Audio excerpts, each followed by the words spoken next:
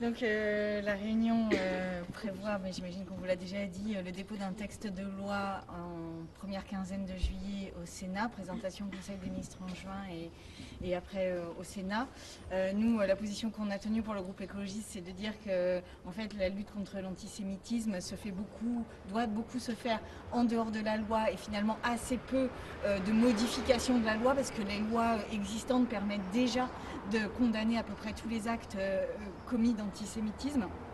Donc c'est de la formation, c'est de la prévention, c'est un observatoire des discriminations, c'est des moyens, c'est de la formation depuis les enseignants des écoles jusqu'aux juges qui doivent être tous absolument formés sur cette lutte-là. Nous avons aussi approuvé le fait que cette discrimination qu'était l'antisémitisme ne soit pas dissociée des autres discriminations. Et surtout, il y a quelques trous dans la raquette législative qu'il va falloir combler, mais est-ce qu'il faut une loi pour cela ou est-ce qu'il faut des amendements sur des textes déjà existants? En fait, la question se pose vraiment et le problème de faire une loi, c'est que ça va sans doute aller au-delà de ce qui est nécessaire en matière de complément dans le code pénal pour faire en sorte que, ou dans le code de la presse, pour faire en sorte que les actes et les propos soient véritablement stoppés. Voilà. Et condamnés. Une chose, je pense, qui est aussi assez marquante de la réunion qu'on vient d'avoir, c'est qu'au fond, il me semble que le soutien à ce qu'était la loi Yadan qui a été retirée, de fait, était très faible au Parlement, puisqu'elle a été très peu défendue par les prises de parole qui ont été celles des différents groupes politiques lors de cette réunion, ce qui est un signe, malgré tout, je pense, positive sur la perspective qu'on peut avoir de retrouver un consensus autour de la lutte contre l'antisémitisme et toutes les formes de racisme, avec une vigilance importante sur un point qui était un des risques importants de la loi Yadan, c'est qu'on ne peut pas accepter que les débats qui entourent les propositions de loi et les propositions de loi ou les projets de loi eux-mêmes qui visent à lutter contre l'antisémitisme, eh bien, nourrissent certains des préjugés antisémites qui sont à l'origine, en partie, de l'augmentation des crimes et des actes antisémites, notamment depuis quelques années en France. En l'occurrence, la loi Yadan, ça a été dit et redit, mais je pense que c'est important de l'avoir en tête, alimentait une forme de confusion entre les juifs en général et l'État d'Israël et sa politique, la politique du gouvernement israélien aujourd'hui. Et en faisant cela, eh bien, je crois qu'on met davantage la communauté juive de France en danger qu'on ne la protège. Après, je crois aussi qu'on a été beaucoup à dire que si quelques adaptations en matière pénale pouvaient être nécessaires et qu'il faudrait les regarder, l'essentiel de l'action politique qui doit être menée en ce moment, si on a pour objectif de faire diminuer à la fois les actes antisémites et les actes racistes qui, eux aussi, de manière générale, connaissent une augmentation, mais aussi d'augmenter la réponse à ces actes lorsqu'ils ont lieu, puisqu'il faut chercher les deux objectifs, faire diminuer les actes et augmenter la réponse des actes qui ont eu lieu, eh bien on devait majoritairement, et je crois qu'on a été beaucoup à le dire, s'occuper de donner des moyens dans des programmes de prévention, dans l'éducation, dans la police, dans la justice, bien plus en réalité que dans des modifications du droit pénal. Il était question qu'on extrait, en tout cas dans ce que nous disaient certains participants, il a été question de retirer les propos discriminatoires du droit de la presse, potentiellement de créer une éligibilité pour les personnes qui auraient tenu des propos racistes ou antisémites. Est-ce que c'est des choses que vous défendez? Est-ce que vous avez l'impression que ça fera potentiellement partie du texte ou ça reste au stade de la discussion? Alors ça reste au stade de la discussion et nous n'avons pas eu d'unanimité dans la réunion là-dessus. Surtout que j'alerte sur le fait qu'il faut trouver un équilibre entre la garantie de nos libertés publiques et la lutte contre les discriminations et l'antisémitisme, évidemment, puisque c'est le sujet de cette réunion. Mais en fait, il y a quand même un sujet très important qui n'a pas été abordé, c'est la question des moyens mis par le ministère sur cette lutte contre l'antisémitisme. Puisque aujourd'hui, on fait des lois sans moyens, Et je rappelle que ce ministère a vu son budget diminuer l'année dernière. La seule partie qui a augmenté, c'est le droit pour les femmes qui subissaient des violences et qui partaient. Donc c'est un droit. Donc évidemment, cette ligne-là a augmenté, mais sinon tout le reste a diminué. Donc en fait, on ne peut pas non plus faire une espèce d'écran de fumée avec un texte de loi qui ne serait pas doté de moyens. Et pour l'instant, on a quand même l'impression qu'on s'active beaucoup autour de la loi, alors que l'essentiel est à mettre dans les formations, et Mélanie Vogel l'a dit, dans la prévention, dans le recensement systémique, et de reprendre, pour moi cette proposition est vraiment très importante, la proposition du défenseur des droits, d'un observatoire des discriminations avec des chercheurs, avec les outils statistiques et avec les associations, pour faire en sorte qu'on ait un véritable recensement de l'ensemble des discriminations, et que sur cette base-là, nous puissions mener une bataille dans l'opinion pour faire en sorte que les préjugés et les a priori diminuent, et que du coup, les violences et les actes, eux aussi, s'effacent. Avez-vous traité la question des libertés académiques, et qu'avez-vous retenu le débat sur cette question-là On a peu parlé, et à vrai dire, on a peu parlé de la question de l'inéligibilité, tout comme de la loi sur la liberté de la presse. C'est des chantiers qui vont se creuser forcément entre forces politiques. Donc on n'en a pas énormément parlé. Par contre, il y a un sujet qu'on a été plusieurs à évoquer, qu'en tout cas chez les écologistes nous avons évoqué, c'est celui du rôle de la responsabilité à la fois de certains médias, dans ce moment aujourd'hui en France où on peut avoir de manière importante des propos racistes et antisémites qui sont tenus et qui sont propagés de manière massive en France, et aussi la responsabilité des plateformes numériques et des réseaux sociaux qui, dans certains cas, bénéficient du fait que des propos racistes soient tenus, que des contenus racistes et antisémites soient publiés sur la plateforme. Et donc ça fait aussi partie des axes de travail que nous voulons mettre sur la table. Sur la question des moyens, qu'est-ce que vous a répondu la ministre? Elle n'en a pas répondu. Elle n'a pas du tout répondu sur ce point-là, et c'est un gros sujet parce que, en fait, sans moyens, on va faire un texte de loi, mais l'état de notre droit permet déjà, l'état de notre droit permet déjà de faire en sorte que ces actes, ces propos, ces incitations à la haine soient condamnés. Ils ne le sont pas suffisamment, mais pour tout un tas de raisons, en fait. Et finalement, sur l'ensemble des discriminations, on est un peu toujours sur le même sujet. C'est-à-dire que l'arsenal juridique existe. Simplement, il n'est pas suffisamment appliqué, et il n'est pas suffisamment... il n'est pas suffisamment saisi par les victimes. Donc en fait, tout le volet prévention, tout le volet recensement systématique, tout le volet accompagnement des victimes, tout le volet indemnisation devrait largement, devrait occuper une place importante de la politique de lutte contre les actes antisémites et les propos antisémites. Les médias et les plateformes responsables, vous dites, mais aucune responsabilité politique sur l'augmentation des propos racistes antisémites dans le discours ambiant. Je comprends pas votre question. Est-ce qu'il y a une responsabilité politique ? Bien sûr qu'il y a, toutes les personnes qui ont une voix dans l'espace public ont une responsabilité importante, et évidemment qu'il y a certaines personnalités politiques qui entretiennent l'augmentation du racisme et de l'antisémitisme en France, oui. Sur la proposition de loi Gadan, vous dites le lien entre Israël et l'antisémitisme qui avait été fait. Est-ce que c'est pas justement l'antisémitisme post-7 octobre qui fait ce lien et qui assigne les Français juifs à ce qui peut être fait en Israël? Et aujourd'hui, c'est aux sionistes qu'on exprime son antisémitisme dans les faits. Non, mais bien sûr, il y a un des préjugés antisémites qui nourrit en particulier l'augmentation des actes antisémites de ces dernières années. C'est le préjugé de double allégeance. C'est celui qui consiste à dire que les juifs, parce qu'ils sont juifs, auraient par nature une solidarité avec les actions du gouvernement israélien. Et ça, c'est un préjugé antisémite. Et le fait de dire que les juifs, parce qu'ils sont juifs, seraient responsables des actes d'Israël, ou le fait de dire que critiquer les actes d'Israël a un lien avec une vision de tous les juifs, quelque part nourrit l'idée qu'il y a une correspondance consubstantielle entre les juifs en général et l'État d'Israël. Et ça, c'est terriblement dangereux. C'est terriblement dangereux. faut vraiment, se concentrer sur le fait qu'on a une liberté politique sur tous les sujets, d'avoir une ligne politique. On ne peut pas aller sur les discriminations. Et en fait, c'est toute la difficulté que va poser ce texte. C'est-à-dire que sur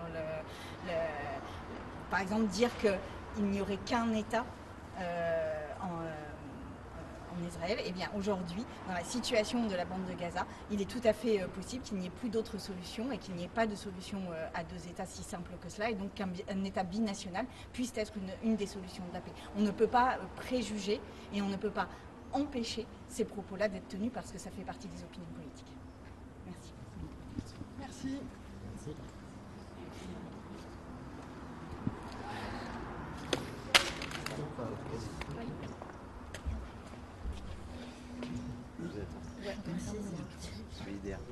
C'est tout bon?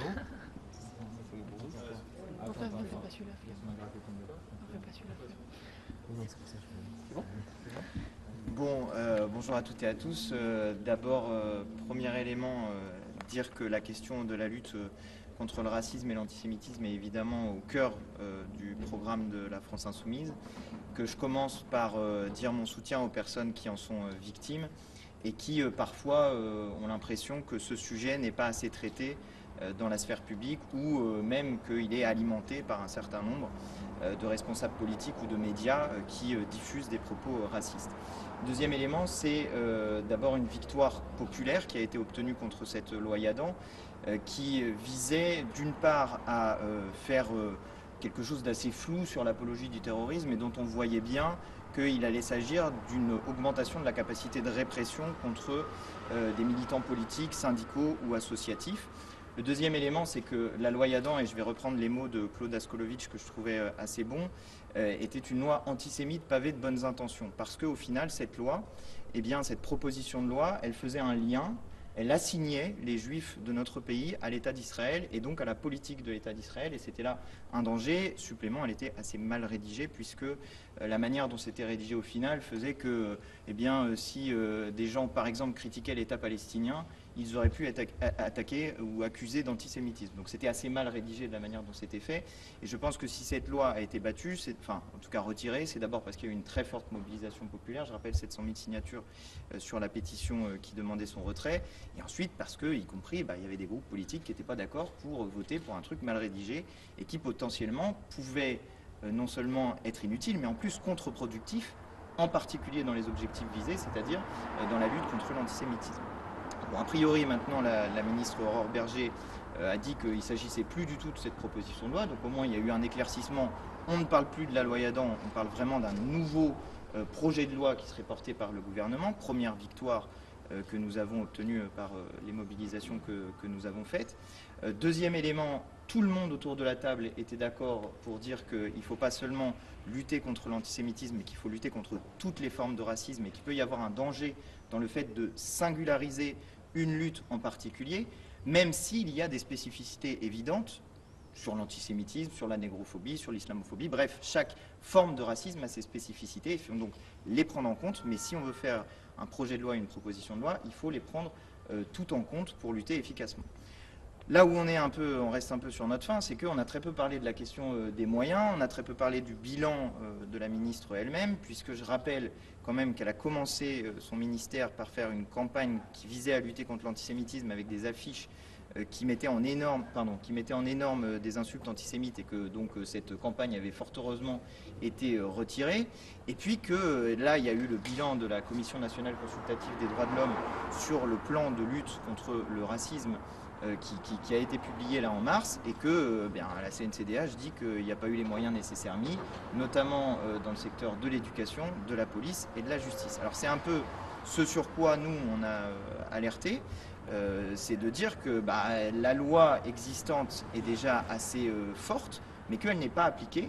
Et j'ai rappelé notamment le chiffre de 1,2 million de personnes qui chaque année sont victimes de racisme, c'est les chiffres du ministère de l'Intérieur et les enquêtes de ressenti de la population, qu'en réalité le nombre de plaintes qui sont déposées, le nombre de personnes qui sont effectivement poursuivies pour ces atteintes racistes et le nombre de personnes qui sont effectivement condamnées est au final très faible comparé au nombre de personnes qui sont effectivement ciblées pour des attaques ou des injures ou des agressions ou des meurtres racistes.